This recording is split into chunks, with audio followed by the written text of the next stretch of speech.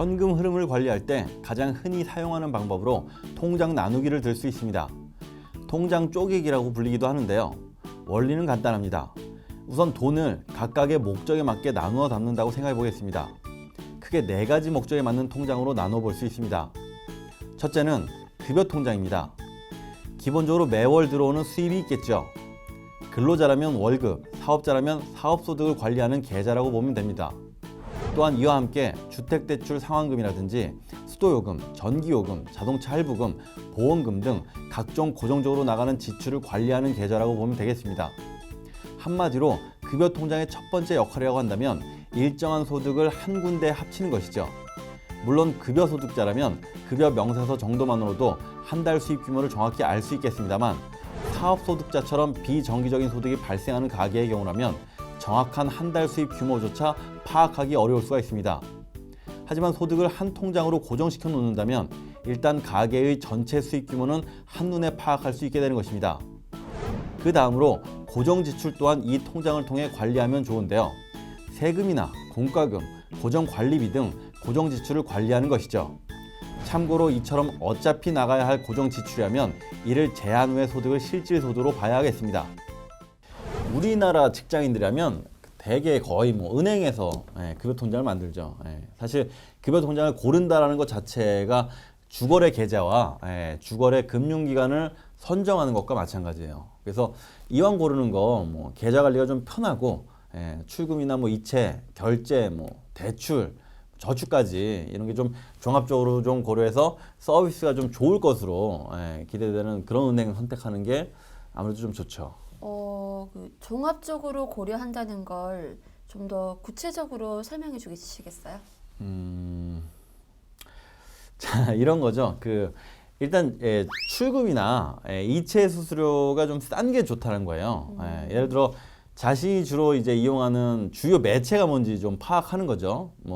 출금 이체 수수료가 얼마인지 봐야 되는 거예요.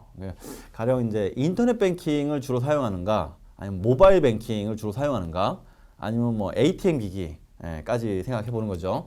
왜 그러냐면 이 급여 통장은 사실 적금이나 예금과 달리 출금과 이체가 아주 잦기 때문에 높은 금리보다는 사실은 수수료 줄이는 게 훨씬 유리해요.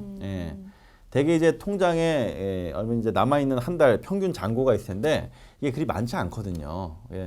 보통 평균 한 50만 원 남는다고 해도 이자율이 만약에 0.2%다라고 가정하면 사실 연 이자가 1,000원 붙는 거예요. 1,000원.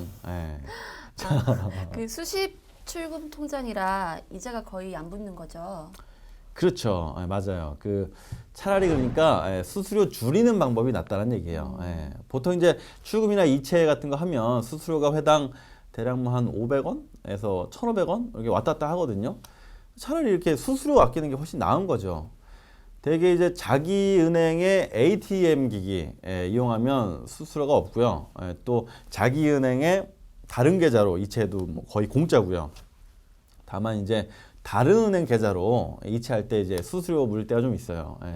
물론 요즘에는 사실 그것도 좀 무료인 경우가 많긴 하더라고요. 그럼 큰 차이가 나진 않겠네요. 그렇죠. 큰 차이가 난다고 보기는 어려워요. 수수료 외에 금리를 좀 더 봐야 되긴 하는데 평균 잔고가 아무래도 중요할 수밖에 없어요. 대부분 이제 은행 급여 통장을 좀 따져보면 잔고가 좀 일정 범위 안에 이렇게 머무를 때만 높은 금리를 제공하는 편이거든요. 예를 들어서 잔고가 50만 원 이상, 100만 원 미만이면 1.5% 주겠다. 그 외에는 다 0.1% 이런 식이죠. 그럼 내 통장에 보통 얼마 정도가 남아 있는지 알아두고 거기에 맞게 가입하는 게 좋겠네요. 그렇죠. 그리고 우대 수익률도 좀 따져보는 게 좋아요. 은행들은 이제 급여 통장이 엄청 중요해요. 급여 통장을 개설해야 거기서만 이제 대출도 나오고 펀드도 나오고 보험도 나오고 하는 거거든요. 그래서 이제 급여 통장 개설하면 은행에서 막 서비스 잘해주는 이유가 거기에 있어요. 그래서 은행별 급여 통장마다 우대 금리가 조금씩 다 다르니까 이왕이면 좀 금리를 높게 주는 것이 좋겠죠. 그런데 증권사 CMA도 있잖아요. 은행 급여 통장이랑 증권사 CMA 중 뭐가 나은 거죠? 증권사 CMA도 급여 계좌로 사용할 수가 있죠. 은행 급여 통장보다 CMA가 금리 측면에서는 좀 더 유리한 게 사실이에요. 그러니까 훨씬 높은 금리를 제공하는 편이거든요. 그러니까 제 생각에는 그 증권사 CMA보다 사실 아직은 은행 수시 입출금 통장이 좀 더 낫다라고 좀 생각을 해요. 그러니까 금리만 봤을 때는 CMA가 유리한데 그래도 일단 은행이 증권회사보다 접근성이 좋잖아요. 일단 지점수만 놓고 봐도 뭐 거의 게임이 안 되거든요. 증권회사 지점수 해봐야 뭐 한 2,000개도 안 될걸요. 한참 안 될 거예요. 그리고 뭐 은행 지점수랑 비교하면 뭐 은행 지점수가 훨씬 많죠. 제가 알기로 한 7,000개 훌쩍 넘을 테니까. 그래서 이 급여 통장이라는 거는 어찌됐건 좀 금리도 좋지만 내가 좀 자주 사용하니까 자주 사용한다는 점을 좀 기억해야 되는 거죠. 보통 직장인이라면 그 점심시간 짠내기도 어렵잖아요. 가까운 은행 이용하는 게 아무래도 시간상 훨씬 유리한 거죠. 물론 뭐 증권사가 회사 내 집이랑 좀 가까울 수도 있겠죠. 그래도 은행이 수수료가 아무래도 증권사보다 훨씬 낮기 때문에 좀 그런 점하고 뭐 예적금이나 뭐 대출 사용할 때 그래도 좀 은행이 주거은행 계좌를 가지고 있으면 우대금리 받을 수 있거든요. 이런 거 생각하면 아무래도 아직까지는 증권사 CMA보다 은행 수시 입출금 통장이 급여 통장으로 훨씬 좀 유리하고 적합하지 않나 뭐 좀 그런 생각을 해요.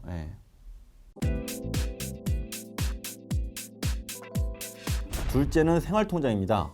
매월 씀씀이에 따라 지출액이 크게 변동될 수도 있는 생활비용을 관리하기 위한 통장인데요. 일정 금액을 넣어두고 식비나 교통비, 문화비 등의 지출을 위한 용도로 활용하는 통장입니다. 요즘에는 다양한 혜택들이 부과된 체크카드들이 많이 나오고 있습니다. 이런 체크카드와 생활통장을 연계해 활용한다면 더욱 좋겠죠. 이처럼 생활통장을 별도로 관리하는 이유는요. 지출을 줄이고자 하는 목적도 있습니다만 매월 일정한 예산 내에서 소비하는 습관을 기르기 위한 목적이 더 크다고 할 수 있겠습니다. 예산을 정해놓고 한 달을 생활하다 보면 의외로 쓸데없는 지출을 줄일 수 있는 것이죠. 셋째는 투자통장입니다. 투자통장은 재무 목적에 따라 여러 개가 될 수 있는데요. 예를 들어 내 집 마련, 교육자금, 은퇴자금 이렇게 세 가지 재무 목표가 있다면 해당 재무 목표를 위한 자금을 일정한 비율로 나누어 통장별로 운영하면 된다는 얘기입니다. 투자통장, 즉 투자 상품을 선정할 때 가장 유의해야 할 점은요. 수익률이 가장 중요하겠습니다만 무엇보다도 투자 목적을 분명히 하고 적절한 투자 기간에 따라 가장 적합한 상품에 가입해야 한다는 점입니다. 넷째는 비상통장입니다. 비상통장의 주된 역할은 우리가 살아가면서 겪을지 모를 예기치 않은 사고나 변수라든지 여러 가지 위험 요인이 발생한다고 해도 나누어 놓은 통장들이 원활히 유지될 수 있도록 하는 일종의 방패와 같은 것입니다. 지속적인 투자 계획을 유지하기 위해서는 뜻밖의 상황에 대비하기 위한 비상자금을 준비해 두어야 하는데요. 정확히 얼마의 금액을 준비한다는 기준이 있는 것은 아닙니다. 하지만 최소 월 평균 지출의 3개월치에서 6개월치에 해당하는 금액을 언제든지 현금화가 가능하도록 미리 준비해 두는 것이 바람직하다는 게 대부분의 전문가들 의견입니다.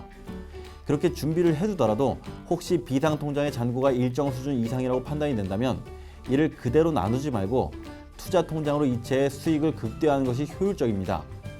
물론 당연한 얘기지만 급한 이유로 예비자금을 지출한 후라면 지출한 금액만큼 다시 보충해서 채워두어야 하겠죠. 이 비상통장을 스텔스 통장이랑 헷갈리면 안 돼요. 스텔스 통장이요? 그 아무한테도 안 보이는 통장. 오직 내 눈에만 보이는 통장. 그 배우자 레이더에 이렇게 잡히지 않는 통장 있잖아요. 비자금 통장, 스텔스 통장이요. 그 비상금 통장이요? 맞아요. 자, 요 비상 통장이 사실은 증권사 CMA가 적합하다고 볼 수 있어요. 일단 비상시를 위한 통장이니까 수시 입출금이 돼야 하잖아요. 그러니 이제 뭐 펀드나 보험은 안 되는 거고, 그럼 은행의 수시 입출금 통장 아니면 증권사 CMA라는 얘기인데, 그죠? 은행 급여 통장을 비상 통장으로 함께 사용할 수는 없고요. 또 대개 은행 통장은 CMA보다 금리도 좀 낮은 수준이니까 이왕이면 비상 통장은 CMA가 낫다고 볼 수 있는 거죠. 그런데 CMA는 일반 통장이랑 뭐가 다른 거예요? 일단 CMA는요, 그 증권사나 종합금융회사 통장사라고 이제 종금사에서 가입할 수 있어요. 예. 은행의 수시 입출금 통장처럼 언제든지 넣었다 뺐다 할 수 있는 그런 계좌예요. 예. 거의 비슷한 기능을 가지고 있는데 다만 이제 차이점은 CMA에 넣은 돈이 은행 수시 입출금 통장보다는 조금 더 높은 금리를 받을 수 있다는 거죠. 그럼 그 비상 통장을 CMA로 사용하면 이것도 금리 비교를 해야겠네요. 비교하면 좋긴 하죠. 근데 이제 사실 그 회사별로 CMA 수익률은 별 차이가 없어요. 그래서 은행 급여 통장처럼 뭐 가급적 수수료 비교를 하는 게 아무래도 낫겠죠. 뭐 이체나 뭐 출금 수수료가 사실 증권사는 은행보다 좀 높은 편이거든요.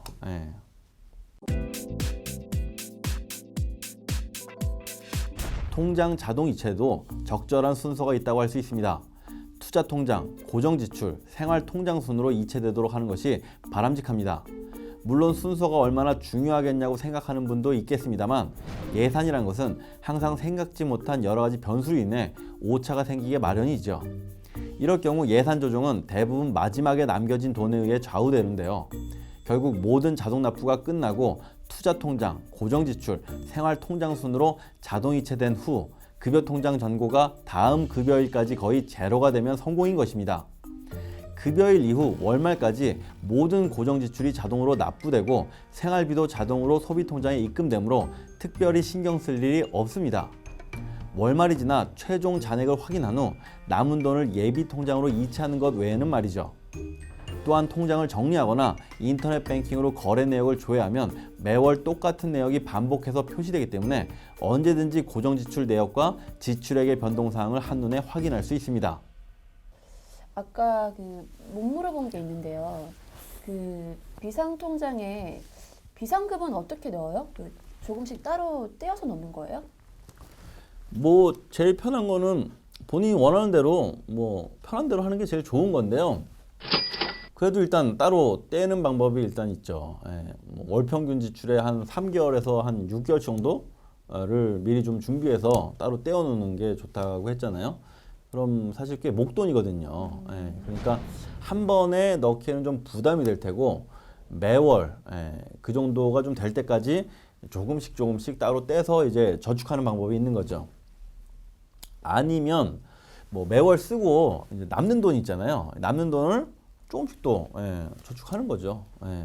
그것도 아니면 뭐 이제 성과급 아니면 수당 같은 거 이렇게 받을 때 있잖아요. 그런 거 받아가지고 평상시보다 좀 돈이 많이 들어왔으니까 그때 이제 남는 돈으로 뭐 저축해도 되는 거죠. 이렇게 되면 이제 좋은 점이 이 갑자기 들어온 돈 사실 쓰고 싶잖아요. 그죠? 자, 근데 이걸 비상 통장에 넣어두면 쓸데없는 지출도 막고 비상금도 모으고 일석이조죠.